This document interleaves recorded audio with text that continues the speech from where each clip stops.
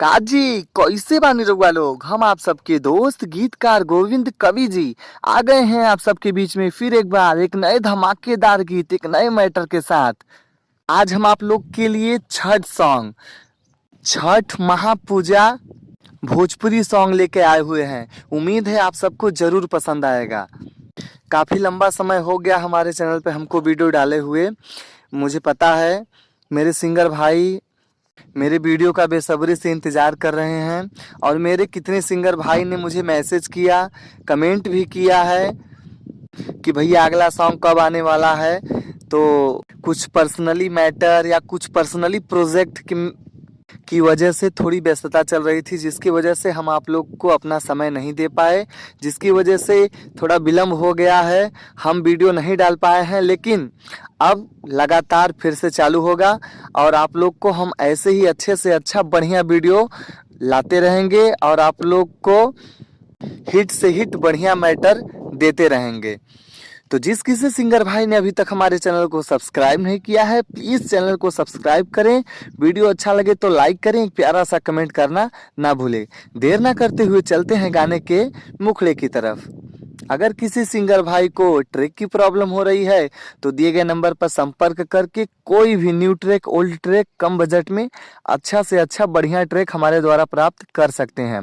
अगर किसी सिंगर भाई को अपना पर्सनली मैटर लिखवाना है तो वो भी दिए गए नंबर पर कॉल करके संपर्क कर सकते हैं। हाँ आइल बा भौजी हो छठ के समैया, घरवा न बाड़े हमार बड़का भैया।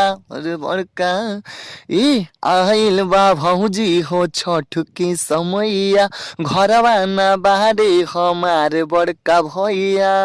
बोलो न पूजवा कैसे सफरी एहो देवर एहो देवर लाद धूप दियोरी बेदी बना द जाके घाट पोखरी। एहो देवर लाद धूप दियोरी बेदी बना द जाके घाट पोखरी। जाके लिया दे भौजी धूप दियोरी बेदी बना दे हम घाट पोखरी। बहुत ही प्यारा, बहुत ही अच्छा मैटर है।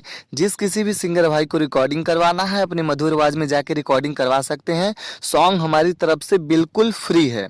कोई सी भी सिंगर भाई को रिकॉर्डिंग करवाना है लास्ट अंतरा हमसे ले सकता है, उसका कोई चार्ज नहीं लगेगा।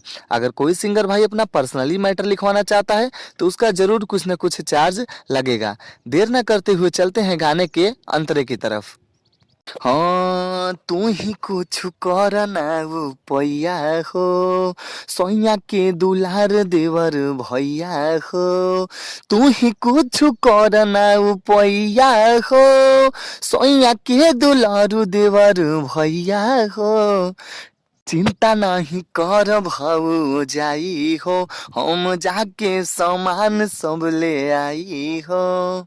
फल फल हार संगे लाइव पियरी एहो देवर एहो देवर लाद धूप दियरी बेदी बना द जाके घाट पोखरी।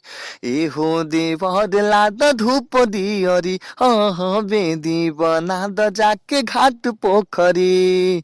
एहो भौजाई ला देव धूप दियरी बेदी बना देव जाके घाट पोखरी। फिर मिलते हैं अगले वीडियो में एक नए धमाकेदार गीत एक नए मैटर के साथ। हर हर महादेव, जय माता दी।